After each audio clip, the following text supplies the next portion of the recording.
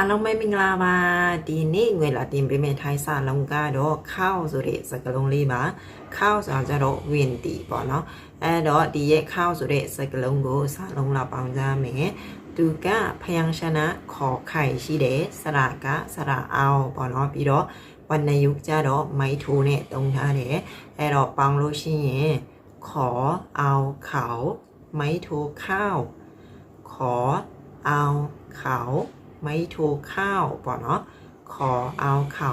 ไม่ถูกข้าวป่ะเนาะဒီရဲ့ข้าวဆိုတာကျတော့ဝင်တယ်ဒီရဲ့ข้าวဆိုတဲ့စကားလုံးကအဲ့ရဲ့ข้าวထမင်းနဲ့အတန်ထွက်ကတူပဲပေါ့เนาะဒါမဲ့သူရေးတဲ့အချိန်ကြမတူပါအဲ့ရဲ့ข้าวဆိုတဲ့ထမင်းကရေးပုံရေးနီးစလုံးပေါင်းပုံပေါင်းနီးကအရှိကဗီဒီယိုငွေတင်ထားပေးရရှိရပေါ့เนาะအဲ့အရှိကဗီဒီယိုပြန်သွားကြည့်ပါသူကဒီข้าวဝင်ဒီနဲ့ข้าวနဲ့အဲ့ထမင်းနဲ့သူ့အတန်ထွက်ကတူတယ်ပေါ့เนาะဒါမဲ့ရေးတဲ့အချိန်ကြမတူပါကဲဒီနေ့တော့ဒီလောက်နဲ့ပဲဆုံးတန်းလိုက်မယ်နောက်နေ့ငွေပါတွေဆက်ပြီးတင်ပေးအေးမယ်ဆိုတာဆက်ပြီးကြည့်ချင်တယ်ဆိုလို့ရှိရင် follow လေးလုပ်ထားပေးပါအားလုံးကိုကျေးဇူးတင်ပါတယ်